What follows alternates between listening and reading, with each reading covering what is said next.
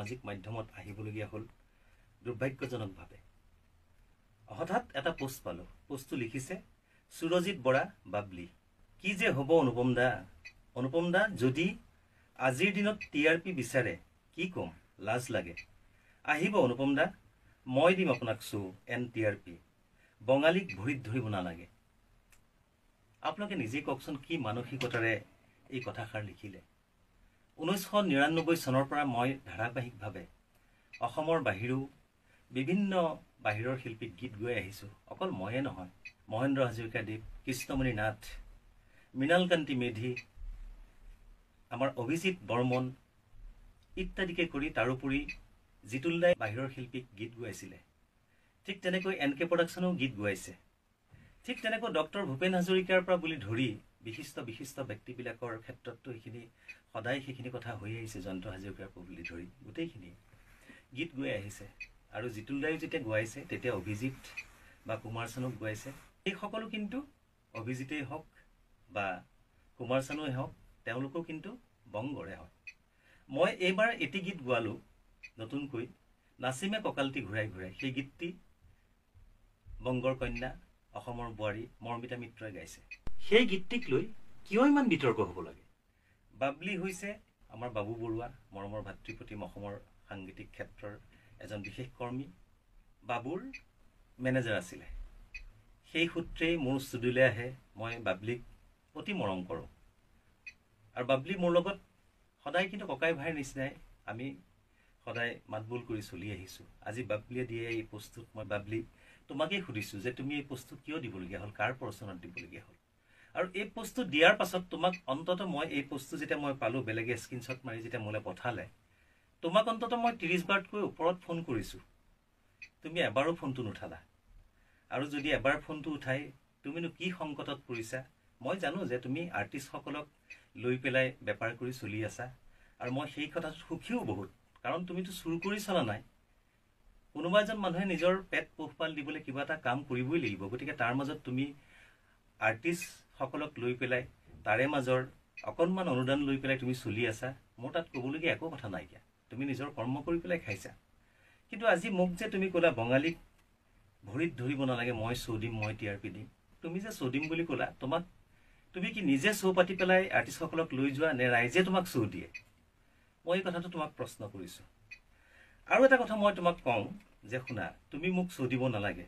কাৰণ তোমাৰ সংস্থাত যদিও কেতিয়াবা তুমি বিচাৰিছা বা বেলেগ সংস্থাইও বিচাৰিছে, মই কোনো সংস্থাৰ আণ্ডাৰত থাকি পেলাই কেতিয়াও কৰাৰ কথা ভবা নাই।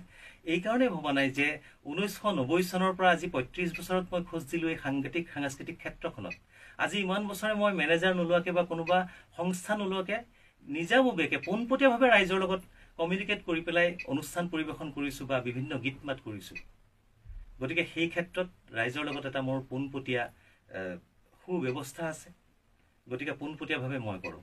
তোমাৰ এয়া ঈৰ্ষা নে কাৰোবাৰ পৰোচনাত তুমি এই কথাখিনি লিখিলা? তোমাৰ লগত তোমাৰ কোনো ধৰণৰ মনোমালিন্য হ'বলগীয়া ব্যক্তিগত কোনো কাৰণ নাই নে তুমি মোৰ লগত যুঁজাৰু হয়, তুমি সাংস্কৃতিক ক্ষেত্ৰৰ এজন কৰ্মী হয়, যে তুমি গান সৃষ্টি কৰা, তুমি গান গোৱা, লিখা, সুৰ কৰা, মিউজিক কৰা, কি কৰা তুমি কৰা তোমাৰ ব্যৱসায় কৰা তুমি আৰ্টিষ্টক লৈ পেলাই।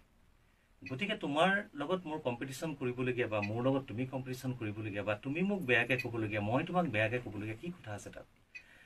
তুমি যে ক'লা যে বঙালীসকলৰ ভৰিত ধৰিব নালাগে, সেই বঙালী কণ্ঠশিল্পীসকলৰ বা শিল্পীসকলৰ অসমীয়া সংগীত জগতত কিমানখিনি অৰিহণা আছে তুমি জানানে?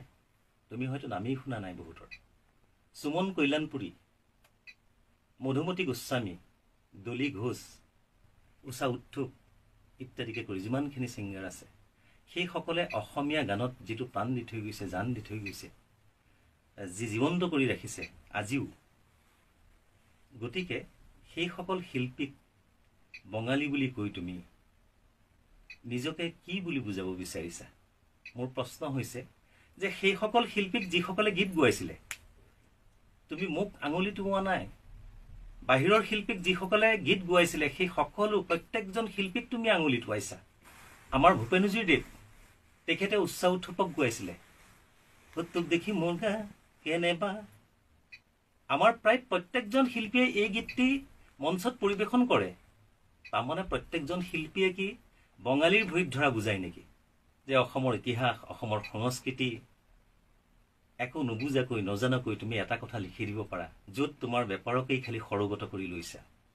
আজি চাগে জয়ন্ত হাজৰিকা ভূপেন হাজৰিকা ভূপেনজীৰ দেৱৰ দৰে ব্যক্তিৰ সমাধিত চাগে তেওঁলোকৰ আত্মাই চিঞৰি চিঞৰি কান্দিছে যে কিয় আমি অসমীয়াৰ বাহিৰে বেলেগ শিল্পীক গীত গাইছিলো, আমি কি ভুল কৰিলো। আজি চাগে লতা মংগেশকাৰ বাইদেউৰ নিচিনা ভাৰত ৰত্ন পোৱা ব্যক্তিয়ে চাগে সমাধিত নিজৰ আত্মাক চাগে নিজেই চাগে সান্তনা দিব পৰা নাই কিয় আমি অসমীয়া গীত গাইছিলো তোমালোকৰ দৰে ব্যক্তিৰ কাৰণে। মই বহুত কথা ক'বলৈ নাযাওঁ, গোটেই কথাটো মই অকলশৰীয়া মানুহ, মোৰ সংগ হৈছে ৰাইজ, ৰাইজেই মোৰ শকতি, ৰাইজেই মোৰ ভকতি। গতিকে সমগ্ৰ কথাটো মই ৰাইজক বিবেচনা কৰিবলৈ আগবঢ়াই দিলোঁ।